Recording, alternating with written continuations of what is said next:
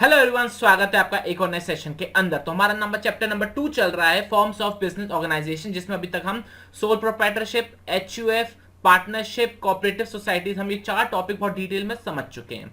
अब हम अपना 5वां टॉपिक स्टार्ट करने वाले, वो है हमारा कंपनीज या ज्वाइंट स्टॉक कंपनी। ये चैप्टर का लास्ट पार्ट है और प्लस सबसे लेंथी पार्ट यही है, ध्यान रखना। अब मुझे नहीं पता सेशन कितना लंबा जाएगा, लेकिन मैं आपको बहुत ही बारीकी से समझाने की कोशिश करूंगा डिटेल में, क्योंकि आप पहली बार इस चीज को समझ रहे हो और आपको लाइफ लॉन्ग इस चीज को समझना है। ठीक है, अगर आप आगे चल के कंपनी ओपन करनी है, कंपनी में पैसा इन्वेस्ट करना है, इन्वेस्टमेंट करनी है, स्टॉक मार्केट आपको नाम बड़ा अट्रैक्टिव लगता है, तो ये सारी चीजें अगर आपको सीखनी है तो उससे पहले आपको बेसिक समझने पड़ेंगे। और इस चैप्टर के अंदर हम बेसिक समझने की कोशिश करेंगे। ठीक है, ये आपको चीज समझ आ रही है। तो कंपनी स्टार्ट करने से पहले मैं आपको एक स्टोरी बताऊंगा कि कंपनी के पीछे का बैकग्राउंड क्या होता है। कंटेंट पे हम बाद में जाएंगे, बुक रीडिंग में बाद में जाएंगे, बुक की हेडिंग्स में बाद में जाएंगे, लेकिन पहले एक स्टोरी समझेंगे। अगर आपने स्टोरी बहुत अच्छे से समझ ली तो समझ लो आपका कंपनी का जो कॉन्सेप्ट है बैकग्राउंड का, वो बहुत अच्छे से क्लियर हो जाएगा। तो चलिए बच्चों, स्टार्ट करते हैं हम अपना बेसिक कॉन्सेप्ट ऑफ कंपनीज। ठीक है, ओके, आ जाइए। तो देखो, ये शीट हमारे सामने खुल गई है। देखो, सबसे पहले यहां पर हमने क्या पढ़ा था बच्चों? सोल प्रोप्राइटर पढ़ा था। और सोल प्रोप्राइटर में क्या होता है? एक अकेला इंसान बिजनेस करने की कोशिश करता है। इसकी हमने एक लिमिटेशन देखी थी, limited resources, lack of managerial ability, ये सारी चीज हमने देखी थी। तो मतलब ये कितनी भी कोशिश कर ले, बहुत बड़े लेवल पर जाकर बिजनेस नहीं कर सकता है। ठीक है, फिर इसका आगे एक एक्सटेंशन रूप था बच्चों, जो हमने पढ़ा था पार्टनरशिप, जिसमें 3 पार्टनर, 4 पार्टनर, 5 पार्टनर, मतलब मिनिमम पार्टनर कितने होते थे बच्चों? उसमें 2 होते थे। मैक्सिमम बच्चों कितने होते थे? 100 बोले गए थे, बट 50 की रिक्वायरमेंट रख दी गई थी, तो मिनिमम 50 पार्टनर।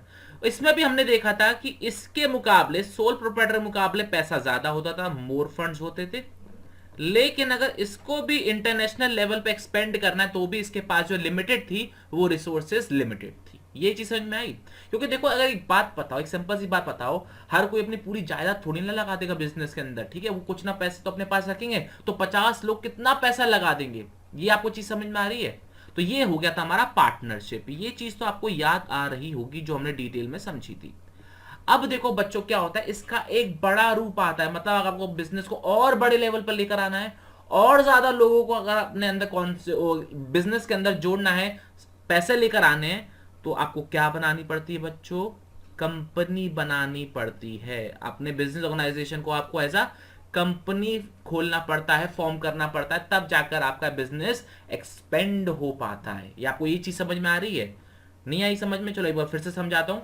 तो सोल प्रोप्राइटर में क्या था? एक अकेला इंसान था, उसको बिजनेस आगे बढ़ाना था, but due to limitation of resources, managerial ability, वो बिजनेस को आगे नहीं बढ़ा पा रहा था। तो उसने अपने दोस्तों को इकट्ठा किया, पार्टनरशिप बिल्ड करी, सबने मिलकर पैसा लगाया और बिजनेस को थोड़ा और एक्सपेंड करना चालू कर दिया, नंबर ऑफ ब्रांचेस ओपन कर दिए। ठीक है, अब मैक्सिमम लिमिट कानून ने लगाई हुई 50। अब 50 से ज्यादा आप पार्टनर्स नहीं रख सकते, अदरवाइज आपका बिजनेस इलीगल कहलाएगा। हाँ, है ना? जब 50 की लिमिट है, 50 से ज्यादा लेकर चलेगा तो दिक्कत हो जाएगी, वो आप कर नहीं सकते। लेकिन आपको बिजनेस को एक्सपेंड करना है, आपको और लोगों की जरूरत है, आपको और पैसों की जरूरत है। देखो, बैंक कहां तक लोन दे देगा? ठीक है, बैंक कहां तक लोन दे देगा? बैंक की भी लिमिट आपको लोन देने की, तो बैंक लोन नहीं देगा। फिर एट द एंड क्या चाहिए? आपको पैसा चाहिए। और पैसा कौन देगा? जो खुद मालिक होगा। मालिक ही तो बिजनेस में पैसा लगाता है। जब आप बाहर से लोन ना ले पाओ तो बिजनेस के अंदर पैसा मालिक ही लगा पाएगा। बट पार्टनरशिप के केस में एक लिमिट लगा दी कि 50 से ज्यादा लोग नहीं आ सकते, तो उस केस में पैसों पर भी एक लिमिट लग गई। है ना? अब लोग कह रहे हैं कि भैया अब हमको इससे बड़ा बिजनेस करना है और लोगों को जोड़ना है, तो हम क्या करें? तो फिर एक नया रूप बनाता है बिजनेस का, वो है बच्चों हमारा कंपनी। ये चीज समझ में आई? ओके। अब फॉर एग्जाम्पल मान के चलो, हमने सोचा कि हम कंपनी फॉर्म करेंगे। ठीक है, हमने क्या बोला? हमने कंपनी फॉर्म करेंगे। हमको 50 लोग नहीं चाहिए, हमको 100 लोग चाहिए। ठीक है, हमको 100 लोग चाहिए। बट कंपनी बनती कैसे? समझो समझो, पहले कंपनी बनती कैसे है उस चीज पर हम थोड़ी सी बात करेंगे। ठीक है, तो हुआ क्या, मान के चलो हम 4-5 दोस्त थे। ठीक है, ए, बी, सी, डी, हम ये 4-5 दोस्त थे। हमने कहा यार कि हमको एक बड़ा काम करना है, हम अपनी कंपनी खोलेंगे। क्या बच्चों, हमने क्या बोला? कंपनी खोलेंगे।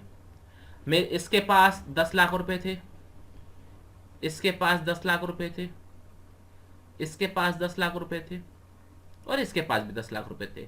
हमने चारों ने मिलकर 40 लाख रुपए बिजनेस में लगा दिए। क्या बोला बच्चों? हमने चारों ने मिलकर 40 लाख लगा दी बिजनेस में। बट आपको लगता है 40 लाख में आप इंडिया लेवल पर या इंटरनेशनल लेवल पर बिजनेस कर सकते हो? पॉसिबल ही नहीं है। तो आपको और पैसों की जरूरत है। क्या बोला मैंने? आपको और पैसों की जरूरत है। तो हम क्या करें? हम दोस्तों से पैसा मांगेंगे। अब दोस्तों ने पैसा दिया तो हमने 50 लोगों तक इकट्ठा कर लिया। 50 लोगों तक जब हम इकट्ठा कर लेंगे तब तो वो बच्चों को पार्टनरशिप ही कहलाएगी। लेकिन हमको मान के चलो 50 से ज्यादा लोगों को चाहिए। तो हमने क्या किया? सबको अपना आइडिया बताया। वॉट आई जस्ट सेड, हमने सबको अपना आइडिया बताया कि हम एक ऐसा बिजनेस करना चाह रहे हैं जो बहुत बड़ा हम बिजनेस करेंगे। आप भी आओ हमारे बिजनेस, पैसा लगाओ और मालिक बनो। आप भी आओ हमारे बिजनेस में पैसा लगाओ और मालिक बनो। मालिक बनोगे तो ऑब्वियस सी बात है प्रॉफिट होगा, तो आपका भी उसमें हिस्सा होगा। ये चीज समझ में आई? तो ये चीज इन्होंने करने की कोशिश करी, आइडिया लगाया। तो हुआ क्या? बहुत सारे लोग उसके अंदर जुड़ जाएंगे। ये चीज समझ में आई? ओके। उन्होंने बोला आपके पास जितना पैसा है आप लगाओ, जितना पैसा है आप लगाओ। किसी ने बोला मेरे पास 1 लाख है, क्या मैं बिजनेस में लगाऊं? हाँ भाई लगा दे भाई। किसी ने बोला मेरे पास 50,000 है, क्या मैं बिजनेस में लगा सकता हूँ? हमने कहा भाई लगा दे भाई। किसी ने बोला मेरे पास 2 लाख है, क्या मैं बिजनेस में लगा सकता हूँ? लगा दे भाई।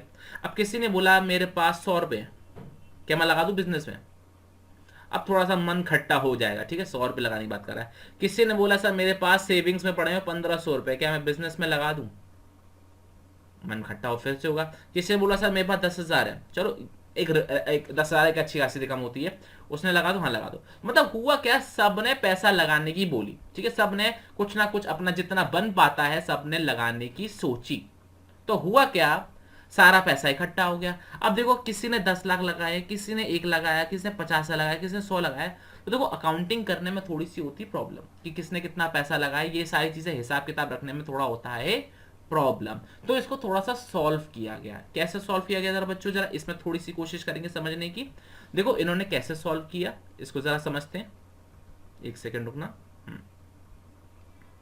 अब कैसे समझने कैसे प्रॉब्लम सॉल्व करने की कोशिश करी? इन्होंने बोला हमको टोटल बिजनेस चलाने के लिए चाहिए बच्चों 10 करोड़ चाहिए। कितने चाहिए? टोटल 10 करोड़ रुपीस हमको चाहिए बिजनेस को चलाने के लिए, अगर हमको इंडिया लेवल पर उसको एक्सपेंड करना है तो। ये चीज समझ में आ गई? बहुत बढ़िया। अगर किसी को पैसे लगाने हैं, अच्छा पहली बात ये बता दूं, ये है क्या? ये बच्चों हम कैपिटल रखना चाहते हैं बिजनेस की, ठीक है, ये हमारी कंपनी की कैपिटल है। आई रिपीट, ये हमारी कंपनी की कैपिटल है जो हम रखना चाहते हैं, क्योंकि इसी कैपिटल से हम बिजनेस अपना स्टार्ट करेंगे, ठीक है। अब किसी ने बोला कि सर मेरे पास इतने रुपए इतने रुपए इतने रुपए, तो बड़ा कंफ्यूजन हो जाता है काउंटिंग करने के लिए प्रॉपर वे में। तो हमने बोला नहीं, ऐसा नहीं करना आपको। अब देखो किसी को अगर पैसे लगाने हैं, अगर मैंने किसी को पैसे लगाने हैं तो मिनिमम 1,000 रुपए लगाने पड़ेंगे, या फिर 1,000 के मल्टीपल में लगाने पड़ेंगे। आई रिपीट, या तो 1,000 रुपए लगाने पड़ेंगे या फिर 1,000 के मल्टीपल में लगाने पड़ेंगे। फॉर एग्जाम्पल, या तो कोई 1,000 लगा सकता है, कोई 10,000 लगा सकता है, कोई 2,000 लगा सकता है, कोई 5,000 लगा सकता है, कोई 1 लाख लगा सकता है। मतलब आपको इतना पैसा लगाना पड़ेगा जो 1,000 से डिवाइड हो जाए। मतलब या तो 1,000 रुपए मिनिमम होने चाहिए, मिनिमम 1,000, ठीक है, या फिर 1,000 के मल्टीपल में होना चाहिए। ये चीज समझ में आ गई? तो इससे क्या होता है, हमको अकाउंटिंग करने में इजी होता है। किसी ने 10,000 दिए तो हमने चलो उसके 10,000 रुपए हैं, कोई दे रहा 783 रुपए, कोई दे रहा 415 रुपए, कोई दे रहा 810 रुपए। उसमें प्रॉब्लम होगी ना अकाउंटिंग करने में, कैलकुलेशन करने में प्रॉब्लम होगी, डेटा बहुत संभाल के रखना पड़ेगा, तो बहुत सारे इशू होता है। तो हमने क्या करना, नहीं बिल्कुल सही, ये चीज हम करेंगे। हम क्या करेंगे, इसको 1,000 रुपए का मिनिमम होना चाहिए। ये आपको चीज समझ में आई? बहुत बढ़िया, बिल्कुल ठीक। अब लोगों ने बोला कि यार हम 1,000 रुपए दे तो रहे हैं, हमारे पास प्रूफ क्या है कि हमने बिजनेस में पैसा लगाया? हमने पैसा तो दिया, हमारे पास प्रूफ क्या है कि हमने आपके बिजनेस में पैसा लगाया? कोई रिसीट तो दो, कोई पर्ची तो दो, कोई सबूत तो दो कि हमने आपकी कंपनी में पैसा लगाया हुआ है। कल को तुम लेके भाग गए तो, कल को तुमने मुकर गए तो क्या करेंगे हम उसका? तो उन्होंने बोला चलो हम आपको एक रिसीट दे देते हैं कि आपने इस कंपनी में पैसा लगाया है और आप इस कंपनी के मालिक हो। ये चीज समझ में आई?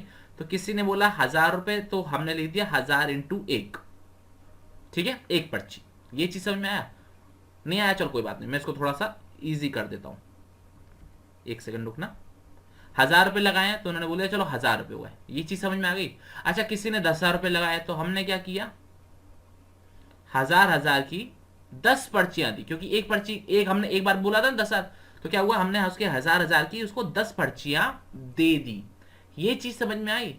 तो इस पर्ची को, इस डॉक्यूमेंट को उन्होंने क्या बोल दिया, शेयर बोल दिया। क्या बोल दिया बच्चों, शेयर बोल दिया कि हमारा इस कैपिटल के अंदर 1000 रुपए का शेयर है। उसने बोल दिया सर हमारी इस कैपिटल के अंदर 10,000 रुपए का शेयर है। किसी ने मान के चलो 1,00,000 रुपए लगाए होंगे तो उसको कितनी पर्चियां मिलेंगी बच्चों, 1000 से डिवाइड कर दो, उसको 100 पर्चियां मिलेंगी, ठीक है, 100 रिसीट मिलेंगी। तो वो बोलेगा मेरे पास इस कंपनी के 1,00,000 रुपए के शेयर है, मतलब मेरे पास कंपनी के 100 शेयर है। ये चीज समझ में आई। उस पर्ची का नाम, उस डॉक्यूमेंट का नाम इन्होंने शेयर बोल दिया कि मेरे इस कंपनी में इतने शेयर हैं। ये चीज समझ में आ गया। 1000 रुपए का एक शेयर है तो बोलेगा मेरी कंपनी में 100 शेयर है इस कंपनी में मेरे पास। ये चीज समझ में आ रही है। वो बोलेगा 1,00,000 रुपए के शेयर है, या तो ये बोलेगा या ये बोलेगा मेरी इस कंपनी में 100 शेयर है।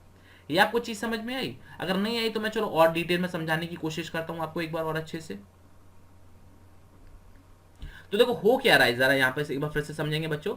हमने क्या बोला था, फिर से एक एग्जांपल, आपको कम से कम 1,000 रुपए लगाने पड़ेंगे और 1,000 के बदले में आपको एक पर्ची मिल जाएगी जिसमें ये लिखा जाएगा कि फलाना मिस्टर HS शर्मा इस कंपनी के ओनर हैं और इस कंपनी में उन्होंने 1000 रुपए लगाए हैं। तो जो भी 1000 रुपए के ओनर है, ये चीज समझ में आ गया। और ये एक पर्ची है, मतलब ये एक शेयर है। ये समझ में आया। इस पर्ची का नाम शेयर है, हमने एक शेयर नाम दे दिया, ठीक है। अगर किसी ने 1,00,000 रुपए लगाए होंगे, अगर किसी ने 1,00,000 रुपए लगाए होंगे तो बताइए उसको कितने शेयर दिए गए होंगे। 1000 से डिवाइड करो, उसको 100 पर्चियां मिली होंगी, 100 रिसीट मिली होंगी, तो हम बोलेंगे उसने अपनी कंपनी में 100 शेयर लगाए, 100 शेयर खरीदे उसने, ठीक है ना। आप जब कंपनी में पैसा लगाते हो तो आपको पैसा मिलता है, आपको पर्चियां मिलती हैं, तो हम बोलते हैं आपने इस कंपनी के शेयर खरीदे हैं। ये चीज समझ में आ गया। आप ओनर हो और आपके पास शेयर है, ये चीज समझ में आ गया। तो हम कंपनी के ओनर को मेंबर बोलते हैं या फिर शेयर होल्डर बोलते हैं। जिसके पास शेयर है वो कंपनी का क्या बन गया, शेयर होल्डर बन गया। और शेयर होल्डर्स कंपनी के मेंबर होते हैं। मेंबर का मतलब होता है वो ओनर होते हैं कंपनी के। ये आपको चीज समझ में आई। तो अभी तक हमने क्या बात करी, जब बहुत सारा पैसा इकट्ठा करना होता है तो हमें एक फेस वैल्यू, एक नॉमिनल अमाउंट रख लेते हैं, कम से कम इतना पैसा लगाओ या इसके मल्टीपल में पैसा लगाओ जिससे हमको कैलकुलेशन करने में इजी हो जाए।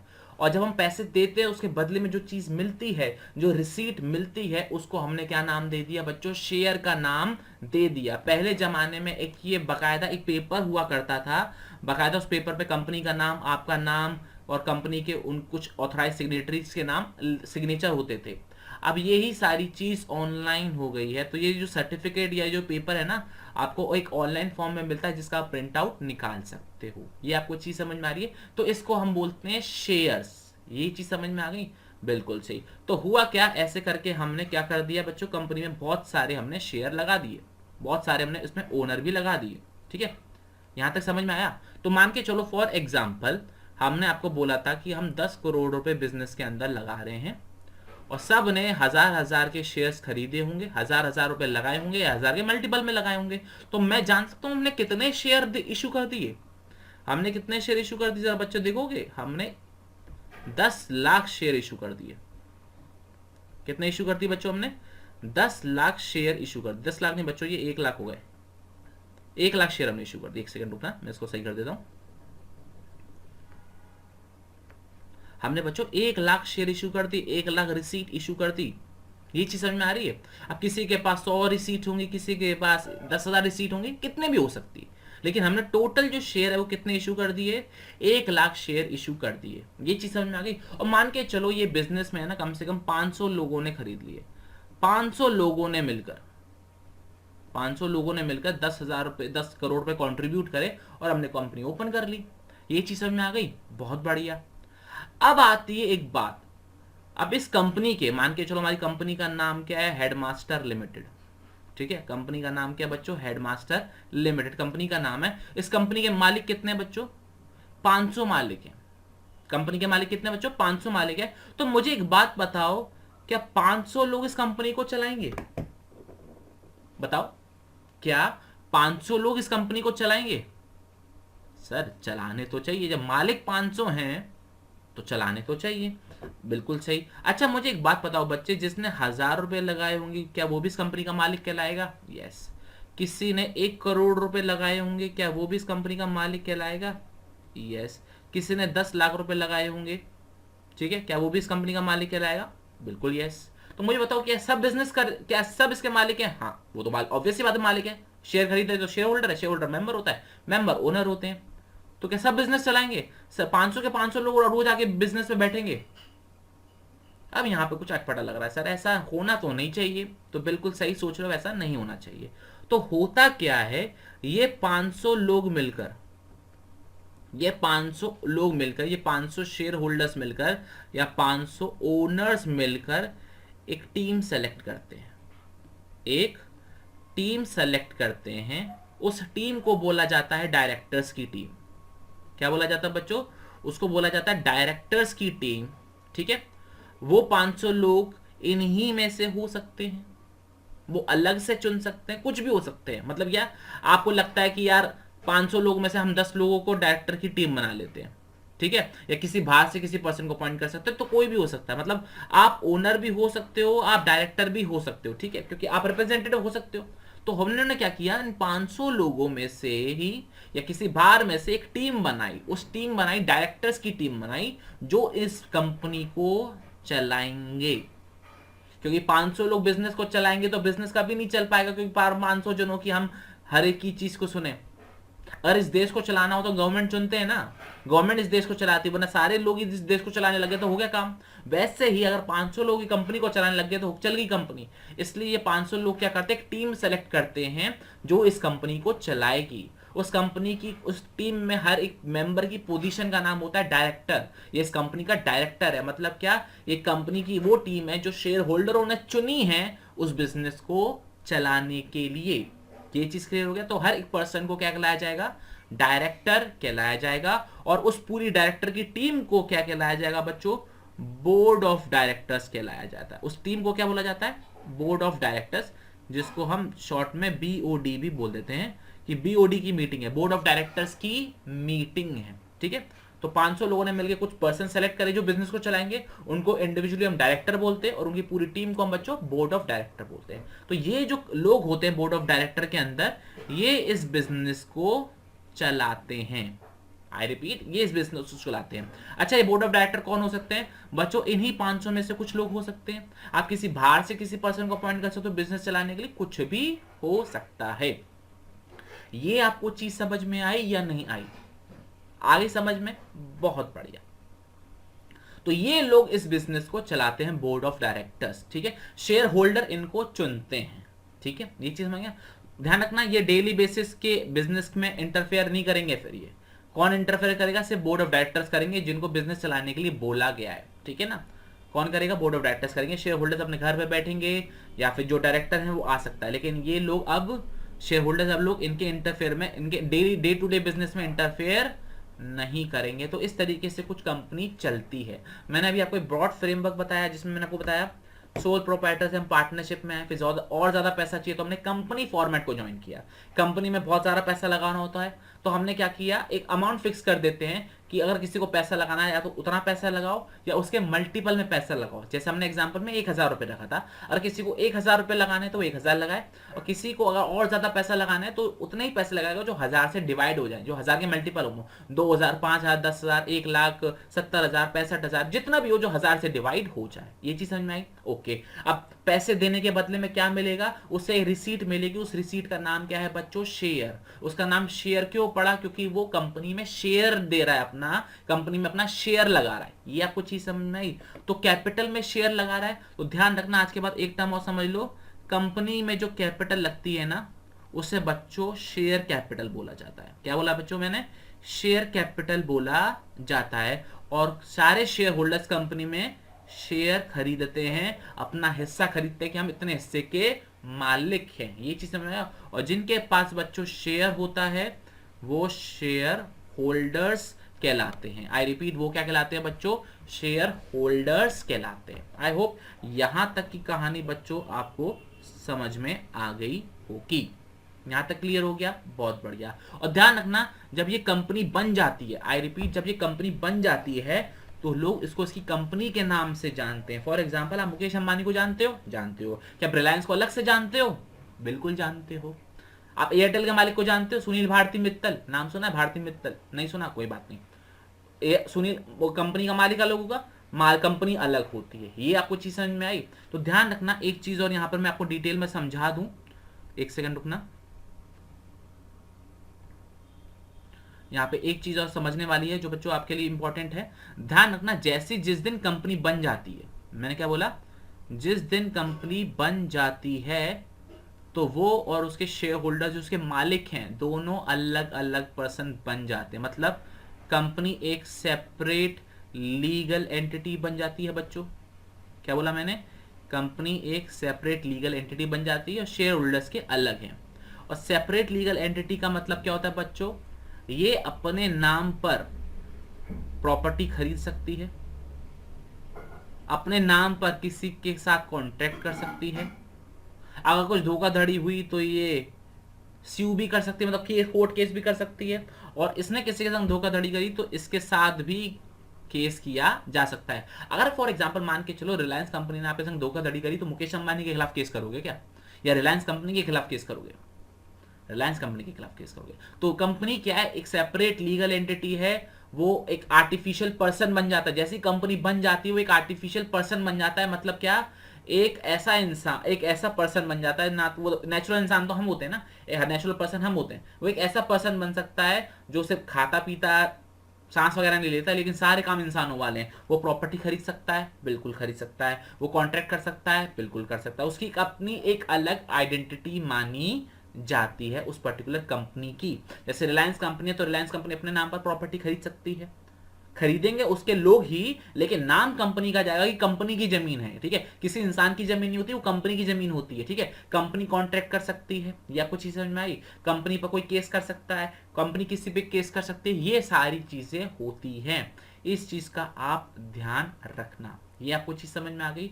बहुत बढ़िया। अच्छा चलो एक बात और बता देता हूं इसके अंदर मैं आपको। अभी मैंने आपको बोला बच्चों हम 1000 रुपए का शेयर देते हैं, ये चीज समझ में आ गई? तो ध्यान रखना, कंपनी की जो लायबिलिटी होती है ना वो लिमिटेड होती है। अरे वाह सर, लिमिटेड लायबिलिटी कहने का मतलब क्या? अगर किसी ने बिजनेस के अंदर 1000 रुपए लगाए हैं तो उसके 1000 रुपए ही दांव पर लगे हुए हैं, पर्सनल असेट्स को हाथ नहीं लगाया जाएगा। मतलब क्या? अगर कोई दिक्कत होती है आगे चल के, तो अगर इसके पैसे डूबेंगे तो सिर्फ 1000 रुपए ही डूबेंगे। ये आपको चीज समझ में आ गई? तो ये लिमिटेड लायबिलिटी होती है। ये चीज में आ गया? बिल्कुल सही।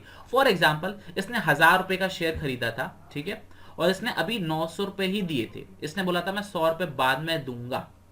ठीक है, तो बाद में कभी अगर कुछ केस हुआ और पैसे देने पड़े, तो जो उसने 100 रुपए नहीं दिए हैं ना, सिर्फ वही देने पड़ेंगे, क्योंकि 1000 रुपए का शेयर था। तो उसकी जो लायबिलिटी होती है ना बच्चों, वो 1000 रुपए तक की ही होगी जितने का उसका शेयर है। ये चीज में आ गया? उसने 900 रुपए दिए थे, 100 रुपए रह गए थे, तो बस उसकी जो लायबिलिटी बनेगी वो 100 रुपए बनेगी, उससे ज्यादा नहीं बनेगी। ध्यान रखना, ये पर शेयर की बात कर रहा हूं मैं। पर शेयर अगर उसका 1000 रुपए का है तो उसकी 1000 रुपए की पर शेयर की लायबिलिटी है। ये आपको चीज समझ में आना चालू हो गई? थोड़ा थोड़ा सा समझ में आ रहा है? ठीक है, तो एक बार मैं समरी बता देता हूँ। कंपनी एक में बहुत सारे लोग आ जाते हैं, 50 से ज्यादा लोग आ जाते हैं, बहुत सी बात, सब मिलकर पैसा लगाते हैं। उस पैसे को बोला जाता है शेयर कैपिटल। जो सारे कैपिटल लगाते हैं उसको शेयर कैपिटल बोला जाता है, और हर एक इंसान उसमें अपना शेयर खरीदता है। ठीक है, तो इसलिए कंपनी के जो मालिक होते हैं उनको शेयर होल्डर्स बोला जाता है। और जितना पैसा लगाते हो किसी चीज के मल्टीपल में होता है, यही चीज समझ में आई? तो उस चीज को क्या बोला जाता है? शेयर बोला जाता है, जो आपको रिसीट मिलती है। ये आपको चीज समझ में आ गई? बहुत बढ़िया, काफी हद तक स्टोरी आपको क्लियर हो गई। अब बच्चों हम कंटेंट पर आएंगे और उस चीजों को पढ़ेंगे, और आपको अच्छे से लगभग सारी चीजें समझ में आ चुकी हैं। ठीक है, तो बच्चों ये हमारा चैप्टर चल रहा है फॉर्म्स ऑफ बिजनेस ऑर्गेनाइजेशन। अब आते हैं हम सीधा कंपनी वाले टॉपिक के ऊपर। ठीक है, तो ये आ चुका है हमारा कंपनी वाला पेज। जरा डिस्कस करते हैं क्या है ज्वाइंट स्टॉक कंपनी, या कंपनी जैसा कह लो वही बात है। ठीक है, क्या लिखा हुआ है जरा बच्चों पढ़ेंगे इसके अंदर। अ कंपनी, एक मिनट जूम कर देता हूं बच्चों मैं इसको जरा।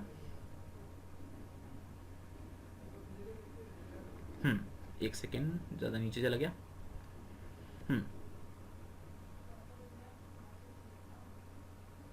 क्या लिखा हुआ है? A company can be describe as a artificial person बताया ना बच्चों, आर्टिफिशियल पर्सन मतलब एक ऐसा इंसान, ऐसा पर्सन, इंसान गलत वर्ड बोल रहा हूं, ऐसा पर्सन है, आर्टिफिशियल पर्सन है जो कि लॉ के द्वारा बनाया गया, कानून के द्वारा बनाया गया है, जो प्रॉपर्टी खरीद सकता है, प्रॉपर्टी बेच सकता है, अपने नाम पर सारे काम कर सकता है।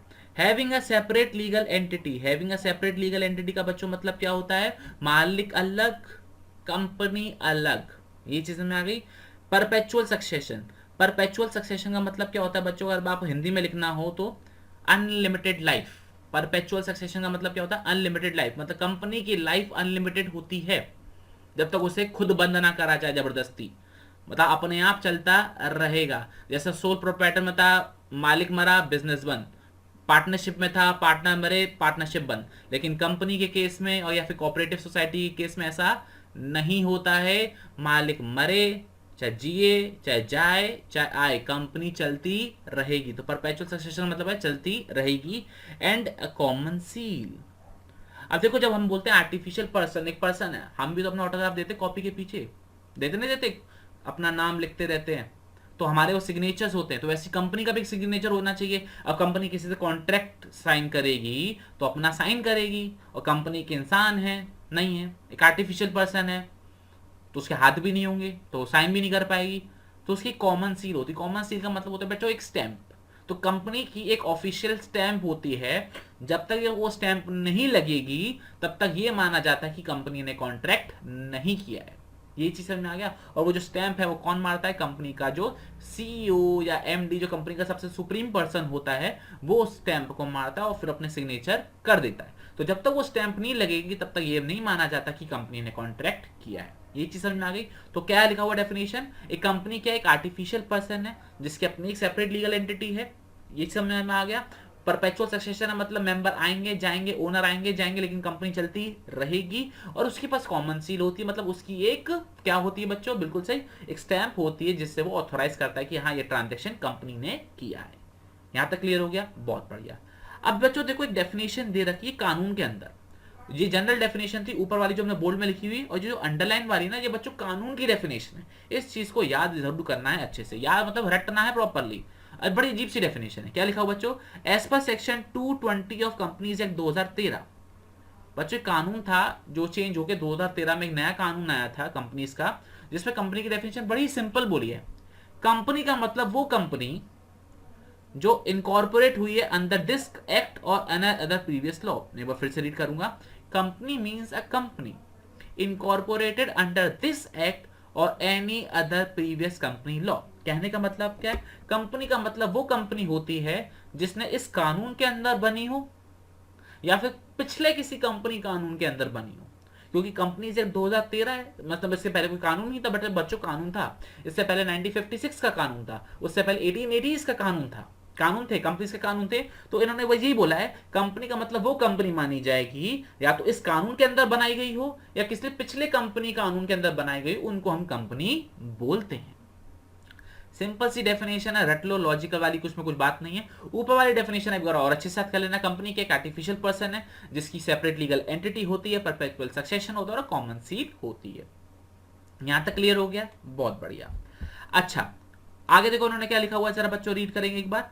The shareholders are the owners of the company. बताया ना बच्चों, जो कंपनी में अपना हिस्सा लगाते हैं, शेयर लगाते हैं, उनको ओनर बोला जाता है। तो share holder are the owners of the company, while the board of directors is the chief managing body elected by shareholders। मतलब बोर्ड ऑफ डायरेक्टर्स कौन होते हैं, जो शेयर होल्डर के द्वारा एक इलेक्टेड, एक चुनी गई टीम होती है जो बिजनेस को चलाती है, जो कंपनी को चलाती है। क्या लिखा हुआ है, usually the owner exercise the indirect control over the business. बिल्कुल सही, जो शेयर होल्डर होते हैं वो इनडायरेक्ट कंट्रोल करते हैं, और जो बोर्ड ऑफ डायरेक्टर्स होते हैं वो डायरेक्टली कंट्रोल करते हैं। ये आपको चीज समझ में आई है। बोर्ड ऑफ डायरेक्टर्स को हमने अपॉइंट इसलिए किया था कि वो बिजनेस स्पेसिफिकली चलाएं, तो share holders day to day business activity को अफेक्ट नहीं करते। कौन करता है, बोर्ड ऑफ डायरेक्टर्स करते हैं। बोर्ड ऑफ डायरेक्टर्स कौन होते हैं, वो डायरेक्टर्स की वो टीम जो शेयर होल्डर ने चुनी है खुद से, बीच में से उनके बीच में से लोग हो सकता है, कुछ भी हो सकता है, जो कंपनी को चलाएंगे। ठीक है, okay. The company, the capital of the company is divided into small parts. बोला ना मैंने, स्मॉल पार्ट्स में हम डिवाइड करते हैं, जिनको हम बच्चों शेयर्स बोलते हैं।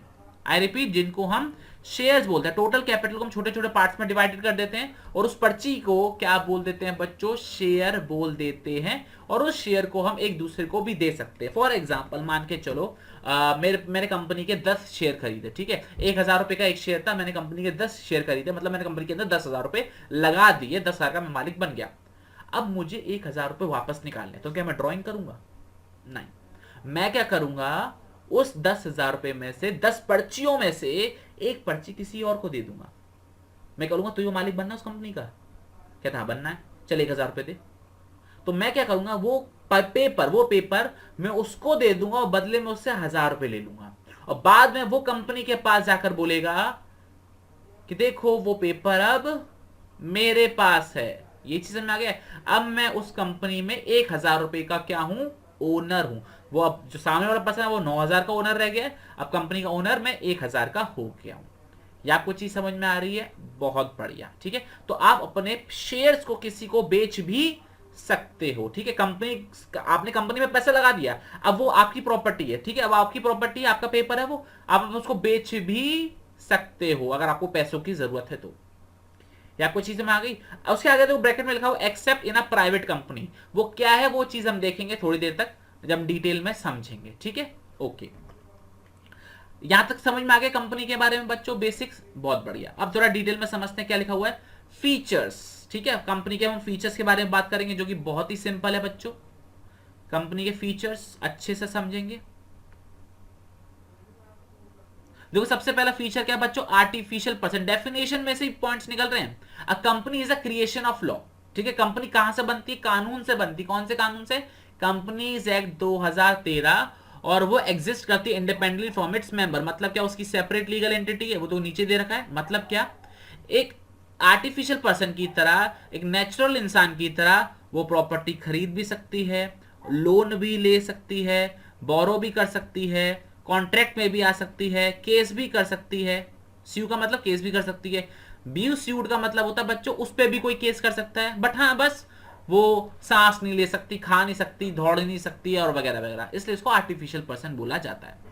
मतलब एक प्रॉपर इंसान की तरह, जैसे हम लोग कॉन्ट्रैक्ट कर सकते हैं, हम लोग प्रॉपर्टी खरीद सकते हैं, हम किसी पे केस कर सकते हैं, कोई हम पे केस कर सकता है, वैसे ही कंपनी भी एक आर्टिफिशियल पर्सन है। तो कंपनी भी केस कर सकती है, कंपनी के ऊपर कोई केस कर सकता है, कंपनी कोई कॉन्ट्रैक्ट कर सकती है, कंपनी कोई बिजनेस ओपन कर सकती है, कंपनी कोई प्रॉपर्टी भी खरीद सकती है। ये चीज समझ में आ गई आपको बच्चों, बहुत बढ़िया। दूसरा बच्चों उन्होंने क्या बोला है, separate legal entity. Separate legal entity का मतलब क्या होता है, जिस दिन कंपनी बन गई, जिस दिन कंपनी का इनकॉर्पोरेशन हो गया, जिस दिन कंपनी बन गई, उस दिन कंपनी एक सेपरेट पर्सन बन जाता है और मेंबर्स उसके अलग पर्सन होते हैं, ठीक है। तो कंपनी की प्रॉपर्टी और उसके ओनर्स की प्रॉपर्टी दोनों अलग अलग होती है, ध्यान रखना। कंपनी की प्रॉपर्टी कभी भी ओनर की प्रॉपर्टी नहीं मानी जाती। कंपनी का अलग इंसान है तो उसकी प्रॉपर्टी उसकी है और किसी की नहीं है। या कुछ चीजों में आ गया, ध्यान रखना। लॉ के केस में, कानून की नजरों में ये दोनों अलग अलग इंसान होते हैं। मतलब प्रॉपर्टी कंपनी की है तो कंपनी की ही मानी जाएगी, मालिकों की नहीं मानी जाएगी। मालिकों की जो होगी वो उनकी पर्सनल होगी। यहां तक समझ में आ गया? एक बार रीड कर लेते हैं। From the day of its corporation company acquires an identity distinct from its member, ठीक है। Its assets are liabilities are separate from those its owner. मतलब कंपनी के अपने असेट्स होंगे, कंपनी की अपनी अलग लायबिलिटीज होंगी। ये चीज में आ गई, ओके। और law does not decrease business owner and the one to same. मतलब क्या, जैसे उसके अंदर था सोल प्रोप्राइटर के अंदर बिजनेस और बिजनेस के मालिक एक ही माने जाते थे, बट ऐसा नहीं है। कानून की नजर में ये दोनों अलग अलग माने जाते हैं। यहां तक क्लियर हो गया? बहुत बढ़िया। तीसरा पॉइंट है बच्चों फॉर्मेशन। देखो कंपनी बनाना इतना इजी टास्क नहीं है, ठीक है। सबसे पहले तो हमको बहुत सारे लोगों को इकट्ठा करना पड़ता है, ठीक है। हमको बहुत सारे लोगों को इकट्ठा करना पड़ता है, जो कि एक टाइम कंज्यूमिंग प्रोसेस है। ऑब्वियस सी बात है, रजिस्ट्रेशन कराना पड़ता है कंपनी के पास। कंपनी का ध्यान, कंपनी का रजिस्ट्रेशन कंपलसरी होता है। वो कंपनी का जो हमें रजिस्ट्रेशन पूरा एक टॉपिक है, उस पर प्रॉपर एक वीडियो बनाएंगे, पूरा एक सेशन रिकॉर्ड करेंगे, वो मैं आपको बताऊंगा कंपनी को कैसे रजिस्टर कराया जाता है। तो कंपनी एक कोई देखो, कंपनी के अंदर लाखों करोड़ों रुपए इन्वॉल्व होते हैं। जैसे रिलायंस कंपनी हो गई, टाटा कंपनी हो गई, वैसे बहुत सारी कंपनीज होती हैं जिनके अंदर करोड़ों रुपए, अरबों रुपए इन्वॉल्व होते हैं। तो ऑब्वियस सी बात है, उसका इतना सिंपल प्रोसीजर तो होगा नहीं, कभी भी चालू कर लो कभी भी बंद कर लो, ऐसा तो उसका होगा नहीं। तो उसके अंदर एक बहुत बड़ा कॉम्प्लेक्स प्रोसीजर होता है, जिसके अकॉर्डिंग हम क्या करते हैं बच्चों, उसको स्टार्ट करते हैं। बहुत सारे पेपर के डॉक्यूमेंट्स हमको फुलफिल करने होते हैं, बहुत सारे लीगल डॉक्यूमेंट्स हमको फुलफिल करने होते हैं, फीस वगैरह उसके अंदर प्रॉपर जाती है। ये आपको चीज समझ में आ रही है? तो वो सारी चीजें करी जाती हैं, तब जाके एक कंपनी का फॉर्मेशन होता है। ऐसा नहीं है कि बच्चों शटर उठाया, माल डाला और कंपनी चालू होगा, नहीं। बाकायदा बहुत ज्यादा पेपर फॉर्मेलिटीज, लीगल फॉर्मेलिटीज होती है जो हमको पूरी करनी होती है, जो थोड़ी सी कॉम्प्लेक्स होती है। कॉम्प्लेक्स का मतलब ऐसा होता है कि नॉर्मल इंसान नहीं कर सकता, उसको थोड़ी सी टेक्निकल टर्म्स की नॉलेज होना बहुत ज्यादा जरूरी है। दूसरा, उसमें फीस वगैरह लगती है, तो थोड़ा सा एक्सपेंसिव भी हो जाता है, और टाइम कंज्यूमिंग प्रोसेस है। ऐसा नहीं है कि अभी बोला कल कंपनी खोल लेते हैं, खोल गया, नहीं। कम से कम 15-20 दिन का टाइम इसके अंदर लग जाता है, और ज्यादा भी लग जाता है, ठीक है, ज्यादा भी लग जाता है। डिपेंड करता है कि छोटी कंपनी तो बहुत जल्दी बन जाएगी, कोई बड़ी कंपनी फॉर्म करनी है, बहुत ज्यादा कॉम्प्लेक्स प्रोसीजर है, कोई नाम सेम तो नहीं कर लिया। मान के चलो मैं आऊंगा, मैं बोलता हूँ कल रिलायंस कंपनी के नाम से अपनी कंपनी खोलना चाहता हूँ, तो क्या खोलने देंगे मेरे को रिलायंस के नाम से? बिल्कुल नहीं खोलने देंगे, क्योंकि ऑलरेडी एक नाम है रिलायंस का, तो कोई कॉपी ना हो जाए। तो बहुत सारा लीगल प्रोसीजर इसके अंदर इन्वॉल्व होता है, तो इसलिए बहुत ज्यादा टाइम कंज्यूमिंग इसके अंदर हो जाती है। कॉम्प्लिकेटेड प्रोसेस है, नॉर्मल पर्सन इसको इजीली नहीं कर सकता, तो यहाँ पर एक्सपर्ट की हमको ओपिनियन लेनी पड़ती कंपनी फॉर्म करने के लिए। ये चीज समझ में आ रही है? और कहाँ रजिस्ट्रेशन करवाएंगे? कंपनीज एक्ट 2013 के अंदर हम इसका रजिस्ट्रेशन करवाते हैं। ये समझ में आ गया? पार्टनरशिप में कहाँ रजिस्ट्रेशन कराते थे? पार्टनरशिप एक्ट 1932 के अंदर कराते थे। कहाँ कराते थे? रजिस्ट्रार ऑफ फर्म्स, याद आ रहा है बच्चों? कहाँ पर? रजिस्ट्रार ऑफ फर्म्स के पास जाकर रजिस्टर करवाते थे। यहाँ पर भी किसी के पास जाकर रजिस्टर करवाएंगे, बताऊंगा किसके यहाँ करवाएंगे, अभी नहीं, पूरा टॉपिक है इसके अंदर, बस इतना बता रहा हूं कि हाँ बहुत कॉम्प्लेक्स प्रोसेस होता है। एक बार रीड कर लेता पॉइंट को, क्या लिखा हो बच्चों? The formation of a company is a time consuming, expensive and complicated process, ठीक है। It involve preparation of several documents, ठीक है, compliance with several legal requirements before can it start function. मतलब स्टार्ट करने से पहले ही बहुत ज्यादा डॉक्यूमेंटेशन होता है, बहुत ज्यादा लीगल रिक्वायरमेंट्स हमको फुलफिल करना होता है, ठीक है। कंपनीज कहाँ फॉर्म हो सकती है? कंपनी का रजिस्ट्रेशन कराना कंपलसरी है, इनकॉर्पोरेशन कराना मतलब रजिस्ट्रेशन कराना कंपलसरी होता है। किसके अंदर? अंडर कंपनीज एक्ट 2013, ठीक है। 2013 के अंदर अगर कोई अभी नई कंपनी बनती है तो 2013 के अंदर उसका रजिस्ट्रेशन हुआ होगा, और कोई पुरानी कंपनी है तो पुराने कानूनों के अंदर उसका रजिस्ट्रेशन हुआ होगा। यहां तक क्लियर हो गया? बहुत बढ़िया। और कोई पुरानी कंपनी है तो उसको आज भी मान्यता उतनी ही दी जाएगी जितना 2013 के कानून के अंदर उसका रजिस्ट्रेशन होगा। सिंपल वर्ड्स में, टाइम कंज्यूमिंग कॉम्प्लेक्स प्रोसेस होती है, लीगल डॉक्यूमेंट्स चाहिए होते हैं। सिंपल इतना याद कर लेना बहुत है। एग्जामिनेशन पॉइंट ऑफ व्यू से, नॉलेज पॉइंट ऑफ व्यू से मैंने बड़ी कहानी अच्छी खासी आपको सुना दी, ठीक है। फोर्थ पॉइंट बच्चों क्या है इसके अंदर? Perpetual succession. परपेचुअल सक्सेशन का मतलब क्या होता है बच्चों? जो आया है वो जाएगा, बट मर्जी कानून की होगी। वहां पे इंसान की मर्जी नहीं होगी, किसकी मर्जी होगी? कानून की मर्जी होगी। जिसका जन्म कानून से होता है बच्चों, उसका मरण भी कानून के साथ ही होगा। मतलब कंपनी को हम फॉर्म कानून के अंदर रजिस्टर करा के करते हैं, तो उसका जो बंद करेंगे, बंद करने, कंपनी के बंद करने को बच्चों हम डिसोल्यूशन कहते हैं, लिक्विडेशन बोलते हैं। ये टेक्निकल वर्ड मैं बाद में आपको समझाऊंगा। जब कंपनी जब चालू कानून के साथ हुई है तो कंपनी बंद भी कानून के साथ ही होगी, कानून की मदद से ही होगी, ठीक है। उस कंपनी के बंद करने के प्रोसीजर को बच्चों हम क्या बोलते हैं? वाइंडिंग अप बोलते हैं। वाइंडिंग अप का मतलब होता है कंपनी को बंद करना, ठीक है। मतलब ये, अगर मैं चाहूं कंपनी बंद करना तो नहीं कर सकता, कोई और चाहे कंपनी बंद करना तो नहीं कर सकता। कानून के अंदर पूरा प्रोसीजर दे रखा है, वो जब तक आप फॉलो नहीं करोगे तब तक कंपनी बंद नहीं हो सकती। प्लस कोई इंसान मर जाए, कोई छोड़ के चला जाए, कोई आ जाए, कोई दूसरा कंपनी इस शेयर में पैसे लगा दे, कंपनी चलती रहेगी। मेंबर आएंगे, मेंबर जाएंगे, कंपनी चलती रहेगी। जैसे मैंने 9th-10th क्लास में एक पोएम पढ़ी थी, मैन में कम बट मैन में go but river goes for ever. वैसे ही मैन में कम बट मैन में गो, कंपनीज गोज फॉर एवर, मतलब कंपनी चलती रहेगी। ये आपको चीज समझ में आ गई? बहुत बढ़िया। तो एक बार रीड कर लेते हैं। जैसे फॉर एग्जाम्पल एक बार बता दूं, आप बहुत एग्जांपल ले सकते हो। टाटा का एग्जांपल ले सकते हो। कंपनी स्टार्ट किसने करी थी? JRD टाटा ने स्टार्ट करी थी, ठीक है। उसके बाद रतन टाटा जी है, मतलब वो चले गए, उनकी डेथ हो गई। क्या रतन टाटा जी ने कंपनी संभाली? नहीं, बिल्कुल जी, उनके ओनर की डेथ हो गई थी तो दूसरा ओनर आ गया, ठीक है। ऐसी कंपनी बहुत सारे ओनर्स होते हैं। वैसे आप रिलायंस का एग्जांपल ले सकते हो, स्टार्ट करी धीरूभाई अंबानी जी ने, उसके बाद मुकेश अंबानी जी और अनिल अंबानी जी पे आए, कंपनी डिवाइड हो गई। अब उनके दोनों के बेटे कंपनी के अंदर आ चुके हैं, बेटे बेटी आ गए, तो क्या चला, मतलब कंपनी में ओनर आते जाते रहते हैं, कंपनी चलती रहती है। वो पहले भी रिलायंस लिमिटेड थी, आज भी रिलायंस लिमिटेड है। यहां तक समझ में आ रहा है? तो वही बात इन्होंने यहां पर लिखी हुई है, एक बार रीड कर लेते हैं क्या लिखा हुआ है। A company being a creation of law can be brought to an end by only law, मतलब कंपनी स्टार्ट कर लॉ कानून से होती है तो बंद भी कानून से ही होगी। ये तभी होगी का बंद कंपनी जब कानून के अंदर जो स्पेसिफिक प्रोसीजर है बच्चों, जब तक हम वो फॉलो नहीं करते तब तक कंपनी बंद नहीं होती, जिसको हम वाइंडिंग अप बोलते हैं। ठीक है, मेंबर्स में कम, मेंबर्स में go, but company continues to exist. यहां तक क्लियर हो गया, बहुत सिंपल। चलो अब जरा फिफ्थ फीचर देख लेते हैं। फिफ्थ फीचर क्या बच्चों, कंट्रोल।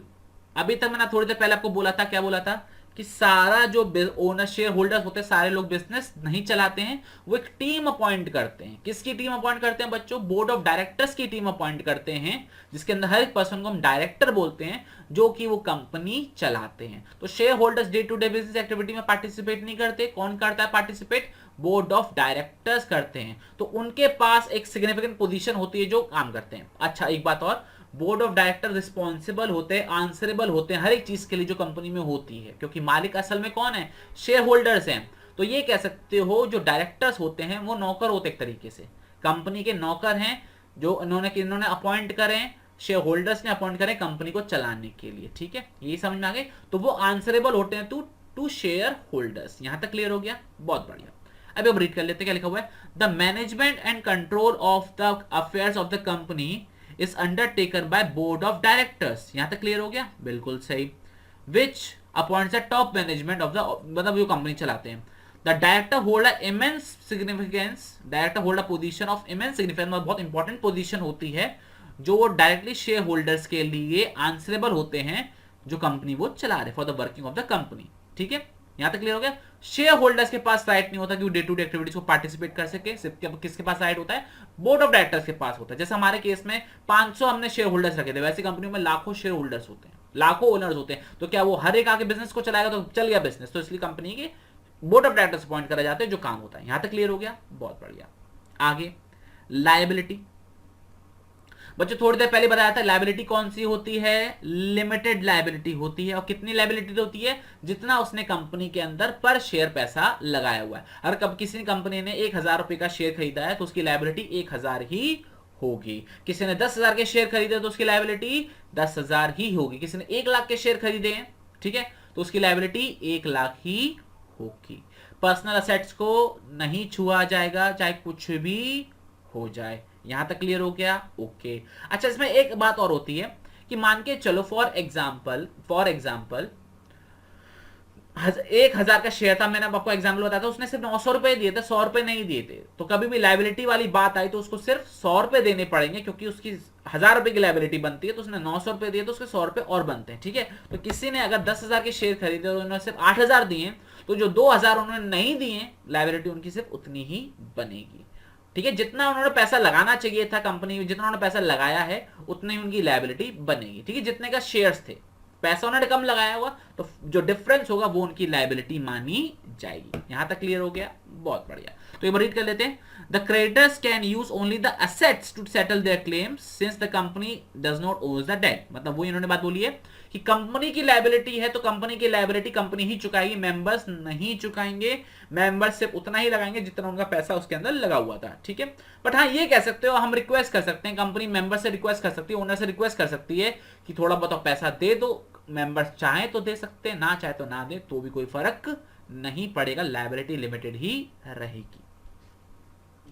इसके अलावा बेटा 7th पॉइंट हमको क्या दे रखा है बच्चों, कॉमन सील। कॉमन सील का बच्चों मैंने आपको थोड़ी देर पहले बताया था, जैसे कंपनी एक आर्टिफिशियल पर्सन है, कॉन्ट्रैक्ट कर सकती है, प्रॉपर्टी खरीद सकती है, लेकिन सिग्नेचर कहां से करेगी, तो सिग्नेचर करने के लिए उसके बाद कॉमन सील होती है जिसको हम स्टैंप बोलते हैं। ये समझ में आ गया, तो वो स्टैंप उसकी होना जरूरी होती है, जिसको हम ऑफ कंपनी का सिग्नेचर मानते हैं। ये चीज क्लियर हो गया। तो जब तक उस किसी भी डॉक्यूमेंट में कंपनी की स्टैंप नहीं होगी तब तक ये नहीं माना जाएगा कि कंपनी ने उस चीज को ऑथराइज करा है या कंपनी उस चीज को एग्री करती है। ठीक है, कंपनी की स्टैंप होना कंपलसरी है। एक बार रीड कर लेते हैं। The company being an artificial person can not sign its name by itself, therefore company every company is required to have a common seal. होनी जरूरी है जो उसका ऑफिशियल सिग्नेचर की तरह काम करेगा। ठीक है, जो लास्ट लाइन है, ये 3 लाइनें बहुत इंपॉर्टेंट है। Any document which does not carry the common seal is not binding on the company. मतलब क्या, किसी अगर पेपर के ऊपर कंपनी की स्टैंप नहीं लगी होगी, कंपनी की कॉमन सील नहीं लगी होगी, तो कंपनी उस चीज के लिए लायबल नहीं है, ये माना जाएगा कंपनी ने नहीं किया।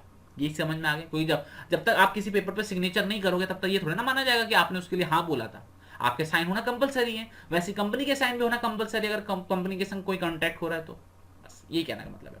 और लास्ट है बच्चों पॉइंट हमारा फीचर का, रिस्क बियरिंग।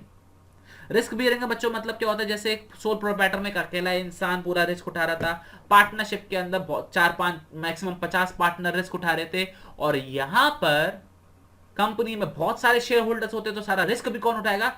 सारे शेयर होल्डर्स ही उठाएंगे। ठीक है, कोई दिक्कत आएगी तो सारे रिस्क किसका होगा? उन सारे शेयर होल्डर्स का ही रिस्क होगा। हमारे केस में 500 एग्जांपल था, तो सारा रिस्क कौन उठाएगा? 500। प्रॉफिट होगा तो उनका, नुकसान होगा तो उनका, तो सारा रिस्क जो होगा वो आपस में डिवाइड हो जाएगा। ठीक है, यहां तक क्लियर हो गया? बस एक बार रीड कर लेते हैं।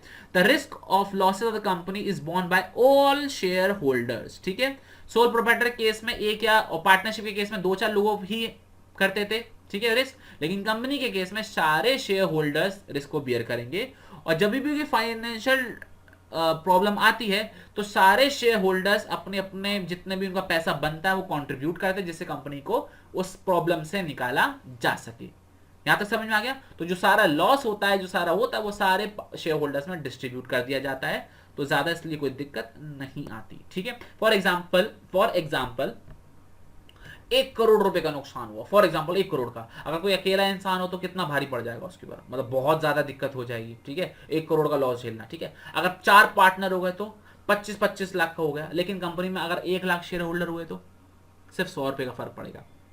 ठीक है, 1 करोड़ रुपए का लॉस 1 लाख शेयर होल्डर्स में सिर्फ 100 रुपए का फर्क पड़ेगा। ठीक है, 100 रुपए का नुकसान हुआ पर पर्सन, तो इसलिए कंपनी के अंदर जो रिस्क है वो बहुत ज्यादा ही कम होता है। यहां तक क्लियर हो गया? बहुत बढ़िया। तो आज का सेशन हम यहीं पे रखेंगे। मैं इससे ज्यादा पढ़ाऊंगा तो खामगा वीडियो बहुत ज्यादा लंबी बन जाएगी, ऑलरेडी बहुत ज्यादा 40 मिनट की वीडियो बन चुकी है। तो अभी तक हमने कंपनी की पूरी स्टोरी समझी, बैकग्राउंड में समझी, कंपनी कैसे बनती है, लोग इकट्ठे होते हैं, लोगों को आइडिया पिच करते हैं, लोग हमारी कंपनी में पैसा लगाते हैं। ठीक है, बदले में उनको पर्ची देते हैं, उस पर्ची का नाम क्या हो जाता है बच्चों? शेयर। उनको शेयर होल्डर बोलते हैं, हम बोलते हैं उन्होंने हमारी कंपनी में शेयर खरीदे हैं, वो मालिक बने हैं। वो कंपनी कौन चलाएगा? सबके द्वारा मिलकर, सारे शेयर होल्डर्स के मिलकर द्वारा एक टीम बनाई जाएगी डायरेक्टर्स की, जिसको हम बोर्ड ऑफ डायरेक्टर्स बोलते हैं। वही day to day business activity चलाते हैं। कंपनी का आर्टिफिशियल पर्सन होती है, बिल्कुल सही, वो अपने कॉन्टेक्ट कर सकती है, सेपरेट लीगल एंटिटी होती है, उसका फॉर्मेशन कानून के थ्रू होता है, कॉम्प्लेक्स होता है, परपेचुअल सक्सेशन मतलब लाइफ टाइम चलेगी जब तक कानून के द्वारा स्पेशल प्रोसीजर फॉलो नहीं करते हो, तो उसकी कॉमन सील होती है, उसका सिग्नेचर होता है, रिस्क सारे शेयर होल्डर्स उठाते हैं, लायबिलिटी लिमिटेड होती है, जितना शेयर का पैसा है उतनी ही उनकी लायबिलिटी मानी जाती है, और कंट्रोल किसके हाथ में होता है? बोर्ड ऑफ डायरेक्टर्स के हाथ में होता है। तो that's it for the today session. अगले सेशन के अंदर हम पढ़ने वाले हैं बच्चों merits and demerits of companies, company बनाने के फायदे क्या, नुकसान क्या है, और हम टॉपिक पढ़ेंगे एक टाइप्स ऑफ कंपनीज। ठीक है, उसके बाद ये कंपनीज वाला टॉपिक कंप्लीट हो जाएगा, लेकिन चैप्टर कंप्लीट नहीं होगा। मैंने आपको बताया था कंपनी फॉर्म कैसे होती है, वो भी हम एक चीज इसके अंदर सीखेंगे। अच्छा, एक बात तो बता दूं, एनसीईआरटी के हिसाब से चैप्टर लगभग हमारा कंप्लीट हो चुका है, 95% कंप्लीट हो चुका है। लेकिन अगर आपके पास कोई सुभाष देव किताब है, या जीएस अलग है, या पूनम गांधी है, उसके अंदर इसका चैप्टर थोड़ा सा और बढ़ाया गया है। क्यों? एनसीईआरटी के अंदर चैप्टर नंबर 2 और chapter number 7, I repeat, NCERT का चैप्टर नंबर 2, चैप्टर नंबर 7 बाकी बुक्स में मर्ज करके दिया हुआ है। ठीक है, तो मैं क्या करने वाला हूं बच्चों, मैं आपको मर्ज करके ही पढ़ाऊंगा। यहां तक क्लियर हो गया? बहुत बढ़िया। तो आपसे मुलाकात होगी अगले सेशन के अंदर। टिल देन पढ़ते रहिए और सेफ रहिए, और घर वालों को सुरक्षित रखिए, और बस अपना ख्याल रखिए। जय हिंद, जय भारत, बाय बाय।